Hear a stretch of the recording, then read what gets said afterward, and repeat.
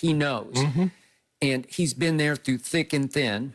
And the headline, just to give you the overall thrust of this, is Aaron Rodgers holding the Packers hostage to satisfy his grudges, so Green Bay should be prepared to trade him. So Tom is a longtime diehard observer of this team. He's finally come over to your side like, it's over. It's just too much. Yes. And he's blaming Aaron for it, like he's just trying to leak his way out of town. Because even the Jake Kummerow story that we had a couple of days back, like he was upset about Jake Kummerow, who had played there for 2 years, played 19 games.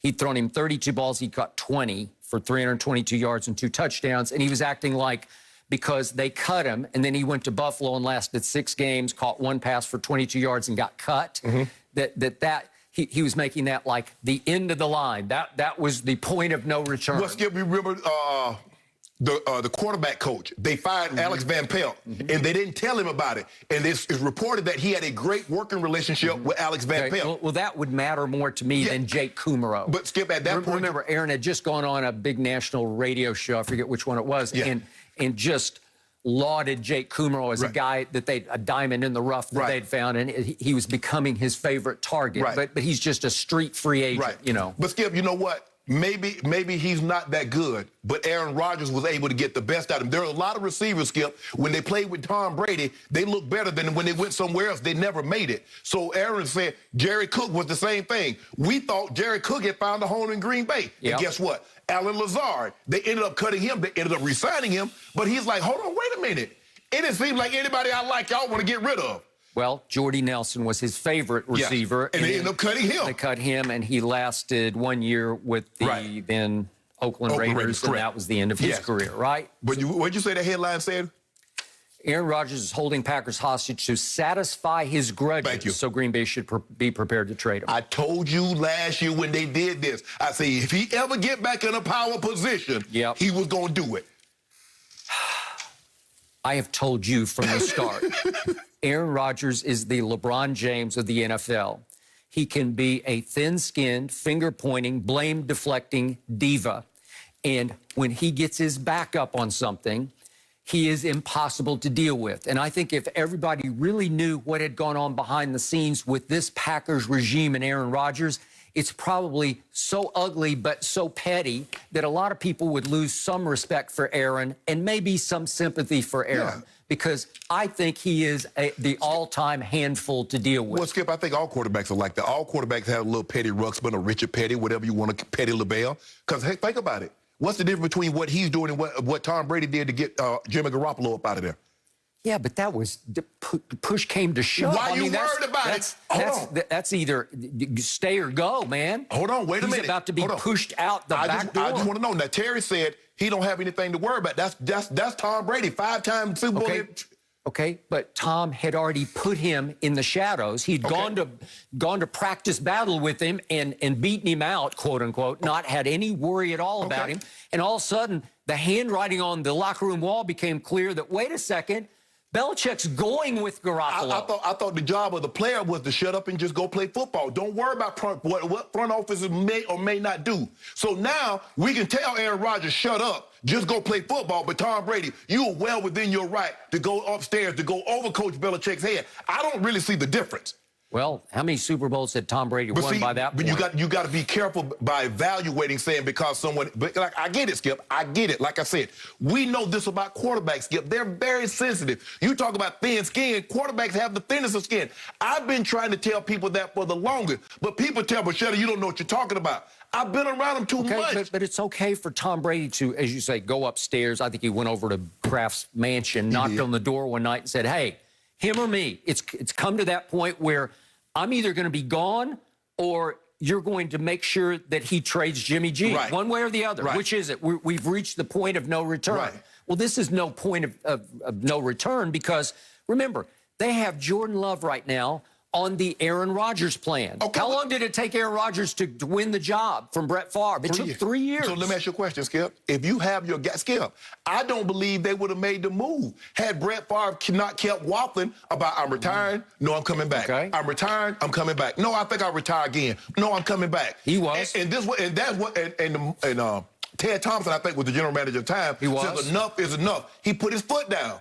And so they moved on. Okay, if you remember, have your they had to completely rebuild Aaron's delivery from his Cal days under Jeff Tedford. Yes. Completely rebuilt it. And it took 3 long years of him sitting, waiting, watching, learning to be ready to do what he did. He might have, let me ask you a question. Had Brett Favre not kept waffling about retiring, do you believe that he'd have had to probably wait another year? Okay, maybe so. But 3, he was ready to go because he proved he was ready to go. Okay, then. Well, you got. And I told you the other day, our man Lil Wayne told me that his ear to the ground on the Lambeau Field turf, that he's hearing that they have high hopes for Jordan Love, that they see a little bit of Mahomes in there, but maybe he's not ready, or maybe, you know, it's like on the cusp of being ready. Well, it'd be pretty tough to throw him into this fire week 1 this coming football season. Well, no, you drafted him. You moved up to get him. Let him go. Okay. Turn him loose. Aaron says, if you believe he is what you thought he was going to be, let me go and find out. Okay, but they're only in year 1 of the Aaron Rodgers plan for Jordan Love. I'm sure they would like to make it 2 years Kick him out and the then nest. say. Kick him out the nest. That's what mama birds do. Fly. Or something gonna get you on the ground. Fly. So back to Tom Silverstein, the last point that he made is that all of these leaks have to be coming from Rodgers. The quote is, he's smart and he has had his people in his camp leak the reasons he's angry at the Packers rather than address it himself publicly. It allows him a chance to later deny any of it was coming from him when it absolutely must be coming from him. So he has declared war on the Packers. That's why on draft day, it broke that he wanted out. Of course, that's it was not an a accident. touche. Yeah, It was, exactly. I waited 365 days to stick it back to you after you stuck it to me. Let me ask you a question, Skip. Who do you think leaked Aaron, don't you be the problem? You think Aaron Rodgers leaked that, or did the team leak that? What's his name? Mark Murphy denied that he said it. Yeah, exactly. So I don't know where it came from. So Aaron Rodgers. I don't know if they leaked it. I just think that reporter for the Bleacher Report knew. He was also a guy who'd covered the team. So let me ask you a question. Who leaked the fact that Aaron Rodgers was not consulted about the guy they were hiring? Who leaked that? Aaron Rodgers? Aaron. Yep. They did.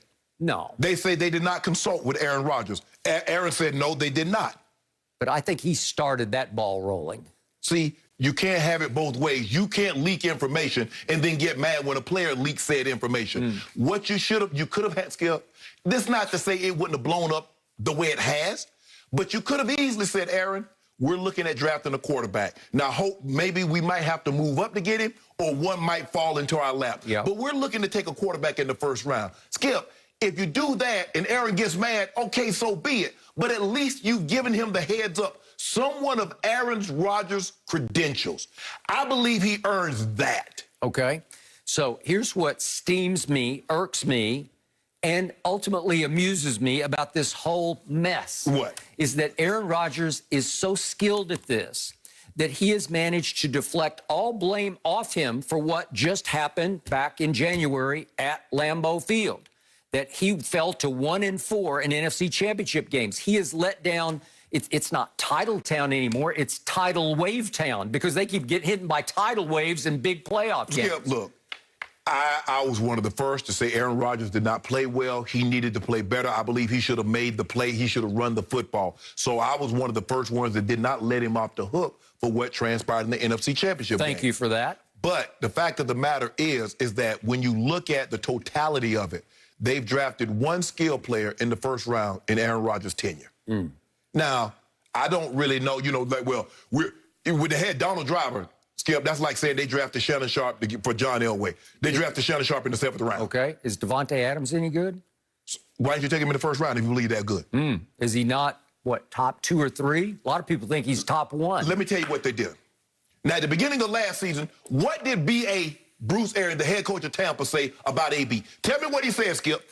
He doesn't fit our locker room. In the middle of the season, who was on Tampa's roster? And why was he there, Skip?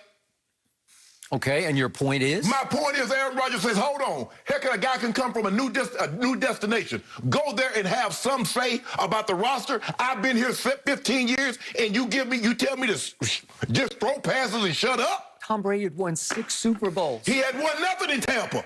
He went down there and changed the whole culture overnight. Skip, stop. He went and won the Super Bowl with Antonio Brown. Let me ask you a question. He is the only quarterback who could win with Antonio Brown. Let he did me ask you a question. Had he won the Super Bowl when Antonio Brown had got there? My point is, he wanted AB. They gave him AB. He wanted Gronk. They gave him Gronk. They made concessions to give him what he wanted. I'm not talking about, Skip, what you do someplace else has no bearing on what you do here. Okay, but Aaron Rodgers does not belong in the same breath with Tom Brady. Skip. He just doesn't. Skip. Wait a second. Aaron Rodgers is 7-8 since his one long ago faraway Super Bowl in the playoffs. 7-8. Skip, is he accomplished? But his resume in the regular season says he should have the same privileges as Tom Brady. He's a 3-time league MVP, as is Tom Brady. But to say that he